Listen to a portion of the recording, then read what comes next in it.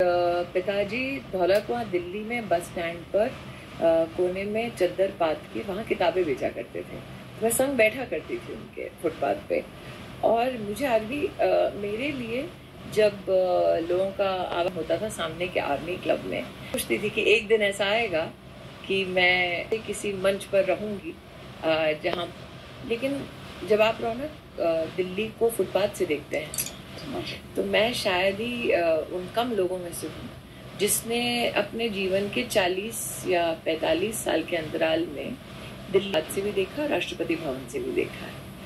तो मेरे लिए कोर्स दो बातें रही कि गरीबी में वो चुनौतियाँ जीवन भर साथ न रहें, जिसमें सम्मान सिर्फ मेरा नहीं मेरे परिजनों का भी हो। तो यही ड्राइविंग फोर्स रहा। तीसरा ड्राइविंग फोर्स क्या है, मुझे अगर कोई काम मिलता है तो मुझे अनफॉर्चुनेटली परफेक्शन कहाँ तक कितना बढ़िया काम हो, अगर मुझे कहीं बर्तन भी मांजना है तो मेरे हाथ से मंजा हुआ बर्तन भी पूर्णतः अच्छे से चमचमाता हुआ साफ हो।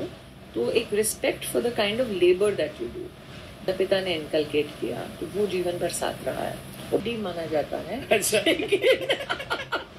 ही माँ का डिसिप्लिन रहा है, तो आज भी वो छूटता नहीं। कई लोगों के लिए परिवार में इरिटेटिंग हो जाता है कि भाई तुम कितना मतलब साफ सफाई या एक विषय को अगर पकड़ लिया तो उसको आप डिटेल तक जब तक सक्सेसफुल मुकाम पर ना पहुंचा दो तब तक यहाँ आज भी उसका कट है। और वो मेरे जीवन का सबसे मुझे लगता है ये था एक इंस्टेंस, क्योंकि उस दिन माता जी बेचारी वो नाइट ड्यूटी करके ऊपर थोड़ा विश्राम कर रही थी घर पे। और अगर दिल्ली की आप बात करें, आरकेपुरम नाम का एक इलाका है, वहाँ पे मकान है नॉर्मली वो आधे बेडरूम का होता है मकान, लिविंग रूम आधा फिर किचन भी होता है। तो आप उसको मुंबई की 1 BHK भी नहीं बोल सकते। घर में किराए पे हम लोग रह रहे थे और हमारे यहाँ लड़कियों के बीच में एक अनस्पोकन हमारे यहाँ पे एक रूल था कि कोई लड़का परेशान करे तो ढूंढते घूमते घामते सब मेरे पास आते थे कि इसका क्या किया जाए। तो एक महाशय ने ऐसी कोई गुस्ताखी की थी तो उसकी पिटाई, वो अपने दोस्तों के साथ आया था कि ये मच्छर जैसी लड़की। और मैं तब 13-14, I don't remember the exact as. और कोलाहल हुआ, हल्ला कटा पूरे मोहल्ले में। दोपहर का वक्त था, माता जी सो रही थी, तो मैंने किसी दोस्त से कहा कि एक काम करो, जीना बंद कर दो। मतलब अगर आप स्टेयरकेस से नीचे आए तो जो पाथवे या मम्मी ने देख लिया तो चप्पल से कुटाई होगी। So I had my friend lock that door. Okay.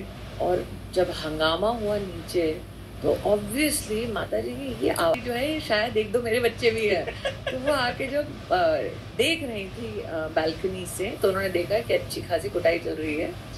तो बीच में अचानक मेरी माँ, ऑब्वियसली एनी मदर वुड, चिल्लाई लड़कियों को, छोड़ दो लड़की है।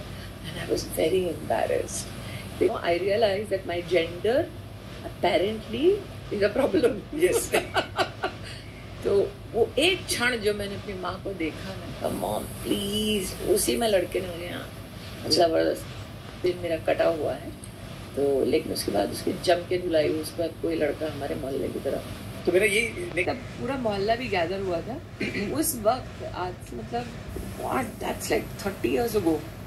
हमें बैठ कर बोल देना होता था, specially because we came from lower middle class families, कि भाई मैं यहाँ जा रही हूँ और यहाँ पे ये तकलीफ हो रही है, किसी ने परेशान किया है। तो मूलतः समाज से ये फीडबैक आता था, मत इट वुड कटेल योर फ्रीडम।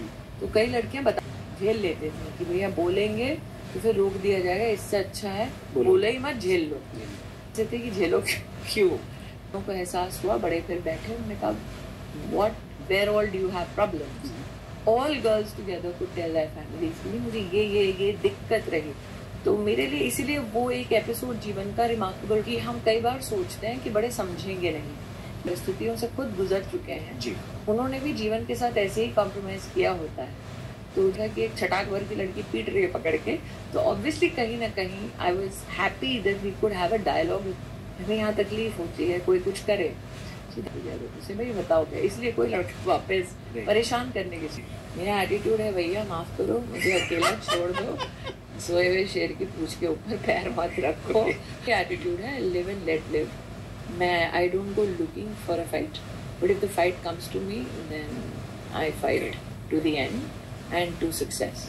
विश्वास अब मुझसे 1 साल ही बड़ी है, उसका विश्वास धार्मिक चीज़ों में है, उसका विश्वास एस्ट्रोलॉजी में है, और ये विश्वास होना गलत नहीं है, जुड़ा हुआ विषय है और ये विश्वास वाला विषय है। तो आप अभी भी एस्ट्रोलॉजी? मेरा बहुत चार्ट ही नहीं। अच्छा, चार्ट ही नहीं। तो ऐसा मैं सुन के बड़ा संतोष करती हूँ जी। लेकिन मेरा ये मानना है कि जिन लोगों के लिए पर्सनल विश्वास का विषय है, उनकी मैं ना खिल्ली उड़ाती हूँ ना उनके विश्वास पे अविश्वास करती हूँ। Definitely was looking for raw talent, definitely was not interested in only Smriti Irani, और that time my name was Smriti Malhotra, कि मैं यही लड़की है, she is the answer to everything. It's just destiny Raunak, it's the right time with the right people, everybody came together.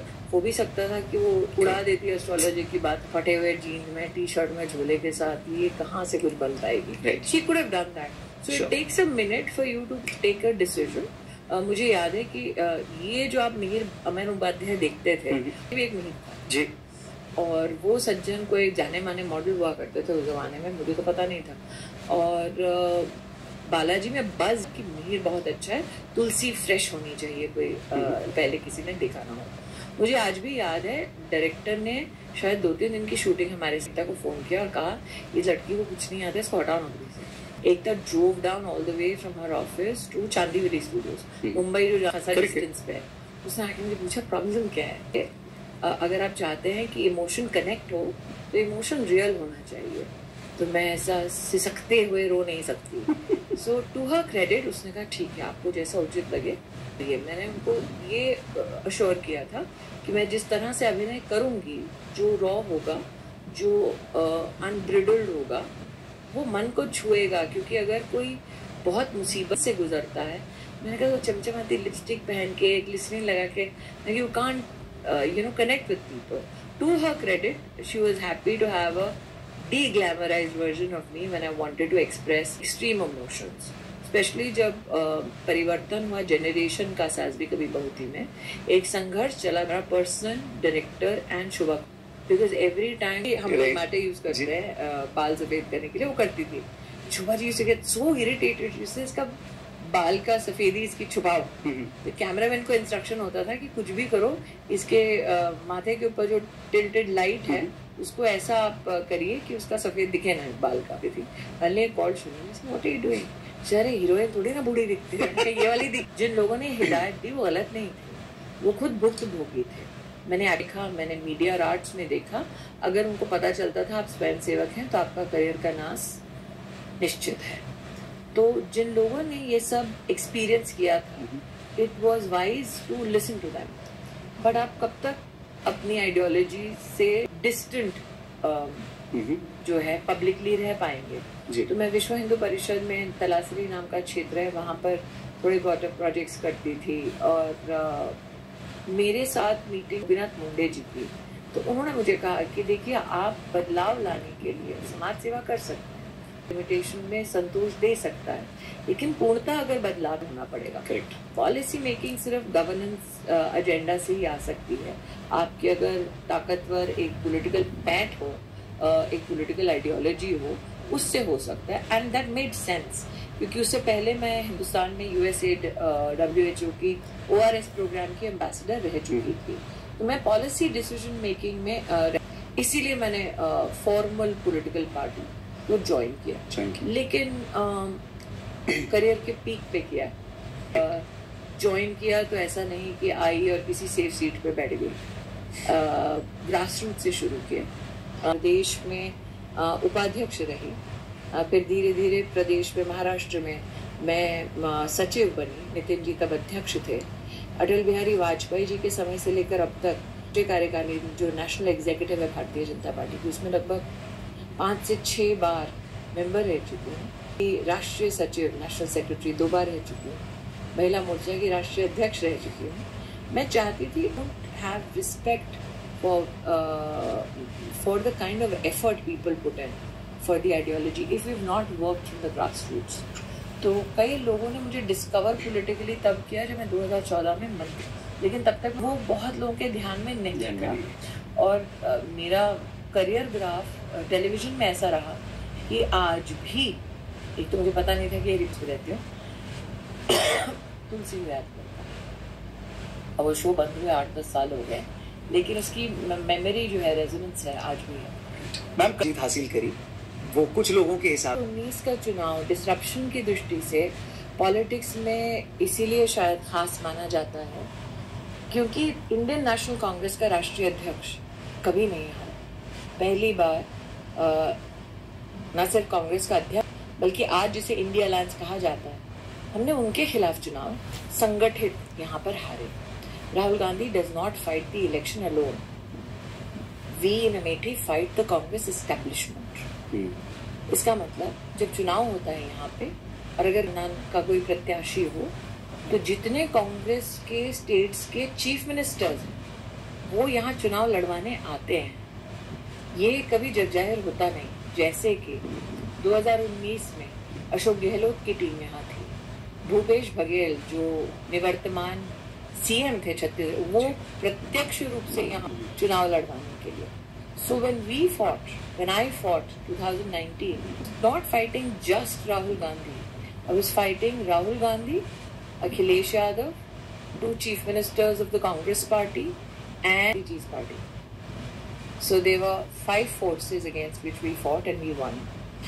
एक दूसरा, यहाँ पर आजकल गोदी मीडिया, बीजेपी का जर्नल से लोग आरोप प्रत्यारोप करते हैं विपक्ष की ओर से। इंटरेस्टिंगली रौनक उठाया लेट 1980s का, उसमें आपको एविडेंस मिलेगा।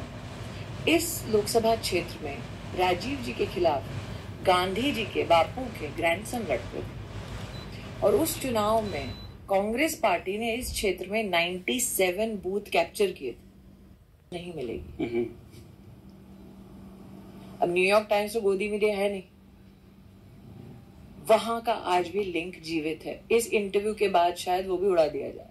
Political legacy of the Gandhi family कैसे हमारे देश में प्रोटेक्ट हुई है। 2014 से पहले ऐसा लोग मानते थे कि हिंदुस्तान में अगर कोई डिटर्जेंट है जो आपको शुद्ध कर देगा तो विशुद्ध रूप से वो है गांधी परिवार। और वो इतने प्रिस्टीन हैं, इतने हंसमुख हैं, इतने स्वीट, बूथ कैप्चरिंग नाम की कोई चीज वो खुद नहीं कर पाते। ठीक, तो ये एक इकलौता न्यूयॉर्क टाइम्स का आर्टिकल बचा है।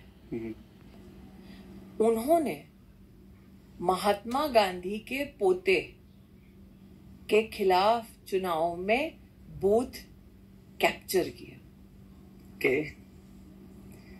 कैन यू इमेजिन अगर ये आज के वक्त होता तो कितनी बड़ी हेडलाइन होती जी। तो क्या संघर्ष होता पूरे देश में। है जिसे कुछ लोग ताना मारते हुए ल्यूटियंस मीडिया कहते हैं। हाल में मैंने एक ब्रूट नाम की चैनल पे मैंने उनके ऑफिस में जाके इंटरव्यू किया जी। हम जब कहते हैं ना कि कैसा रिएक्शन होता है, तो उसमें एडिटर साहिबा ने मुझसे कहा, you're a non-Muslim, as though that's a crime. Being a Hindu is a crime. फिर मैंने देखा उन्होंने एक और जो अभी अभी जेल से बेल पे, उनको जी जी करके संबोधित करके उनके घर जाके बाकी लोग जितने जेल में हैं उन सबके सामने नाम के बाहर जी, अच्छा सत्येंद्र जी भी जेल में हैं, अच्छा ये भी जेल में है। पूरे इंटरव्यू में ईरानी जी नहीं बोला गया। बेल पे बाहर नहीं हूँ, मैंने कोई घोटाला नहीं किया है, मैं भारत सरकार में मंत्री हूँ, 3 टाइम की MP हूँ और उनके ऑफिस में गई हूँ इंटरव्यू करने। तो पक्षपात का अगर मीडिया पे आरोप लगाना होता, हम जैसे वो लगाना चाहिए था। तो आपके साथ पक्षपात? तो ये मैं कह रही हूँ कि जो जिस डायनेस्टी को हम लड़ते हैं अमेठी में, उसका पावर देखिए। अमेठी कोई साधारण जगह नहीं है। डेमोग्राफिकली ही इसीलिए चूज की गई। राहुल गांधी ने वायनाड चूज की कि डेमोग्राफिकली ऐसी जगह चूज करो जो आपके लिए सेफ सीट बन जाए। तो अमेठी भी गांधी इसलिए चूज की थी कि धर्म और जाति के आधार पर बांटकर वोट ले लिया जाए और फिर यहां से फिर सत्ता का एक नया मार्ग प्रशस्त होता है। You can't take voters for granted no matter what their religion, no matter what their caste. तो अमेठी ने वो रिएक्शन दिया है। जो बचे हुए हैं उनके पास एक काम करने का एक सलीका है, that they will tell their Delhi leadership, which is the Gandhi family, अरे देखिए अगर आपको लड़ना है तो मुझे आशक्त करना है, मैं स्मृति ईरानी को 2 गाली बक दूंगा, फिर मुझे कुछ कंफर्ट आ जाएगा, फिर स्मृति ईरानी के खिलाफ कोई कंट्रोवर्सी कर दूंगा, फिर कोई कंफर्ट आ जाएगा। कांग्रेस पार्टी में कई ऐसे जो सेक्सुअलाइज्ड स्लर्स यूज करते हैं मेरे खिलाफ, और तुरंत उनका प्रमोशन हो जाता है। ये मैं इसलिए बता रही हूँ ना कि sweet nice people they not, they can be very vicious, they can capture booths, they can use political and money power all so that they can gain political prominence in an area. और आप you don't read no I read everything, I know everything. अच्छा, I read everything, I will follow everything, I will read everybody's comments. There is not a single comment I won't read. I've had those people on WhatsApp with me. वैसा है, लेकिन वैसे ऐसा होना चाहिए. I have all those WhatsApps also. और family नहीं करती, उनको दुख होता है. Politics is a very brutal territory, so आप it is most definitely brutal, but they know that I'm very clear on 2-3 issues. At the peak of my career, I've never demanded anything of my party. Party has been kind enough me MP twice from Rajya Sabha. Party has been kind enough to pick the toughest seats from me. 2004 में अपना पहला चुनाव जब मैंने लड़ा, चांदनी चौक कोई सामान्य seat नहीं थी, आसान नहीं थी. That was also a tough, and I was 27 years old then. So it's not as though that I have not been given challenges. It's not as though I have not performed well. The issue is, if I wanted everything to be hunky-dory and get everything safe and sound for myself, it's very easy not to talk about the Gandhis. I can get away with it. Join politics. You join politics because you have a certain set of beliefs. You have an ideology because you believe that the country did get to a certain position, and when you see a leadership that delivers on it. I've had the privilege, I must be the only 48-year-old in the BJP who has worked both with Atal Bihari Vajpayee and now that privilege is not accorded to everyone. तो आपका खानदान, आपके परिजन, आपके चाहने वाले 24 घंटे भी आपकी डेड बॉडी घर पे नहीं रखते. जीवन का सत्य यह है कि जब आपकी अंत्येष्टि हो रही होती है, जिन लोगों के साथ आपका ताल्लुक रहा है उनमें से कुछ लोग स्क्रीन पे स्क्रोलिंग कर रहे होते हैं, कुछ लोग अच्छी लिपस्टिक, अच्छे कपड़े पहन के आएंगे, बातचीत करेंगे, गॉसिप 7 दिन बाद भूल भी जाएंगे, 24 घंटा भी नहीं लगेगा भूलने. तो मुझे ये गलतफहमी नहीं है. मेरे पास मात्र ये संतोष है कि मुझे एक जिंदगी मिली है जीने के लिए. उस जीवन को मैंने ऐसे जिया है कि हाँ, दोनों अलग अलग क्षेत्रों में मैंने दिल की सक्सेस हासिल की. दूसरा, जिन लोगों के साथ मैं संबद्ध रही उन लोगों का हमेशा मैंने संरक्षण किया. उन लोगों को अगर मेरे बस में था तो उनको प्रोत्साहित किया. उनकी सक्सेस में मेरा योगदान भी कि मैंने कभी किसी का ना बुरा किया ना कभी किसी का बुरा चाहा. तो इसीलिए at 48 I am a very very satisfied, calm human being. I have no regrets because I think कि आप गलतियां भी करते हो या आपके साथ कुछ घटना घटती भी है अगर, तो वो जीवन का एक एक्सपीरियंस है जिससे आपको सीखना है. आप अगर रिग्रेट्स करोगे तो इसका मतलब आपने उस इंसिडेंट से कुछ सीखा नहीं है. रहता है, मैं इस बात को मानती हूँ कि भाई आपने अगर नुक्स निकालने वाली सिर्फ औरतें नहीं होती, पुरुष भी होते हैं. क्योंकि आपसे पूछा जाता आपका घर कौन चला रहा है, मैंने कहा भाई साहब आपका कौन चला रहा है. So all these things happen wrong. It happens to women particularly because we are expected to be the only ones that will nurture a family. Men too have their own issues and problems. मैंने एक film देखी थी, बहुत controversy में वो film चली थी, for violent. और मैंने फिल्म की जो सुपरस्टार की धर्मपत्नी है जो अपने आप में एक बहुत बड़ी स्टार है, उससे पूछ, this film teaches you how not to raise boys. Guess the movie. The issue is that I am the mother to a girl and a boy. Our expectations from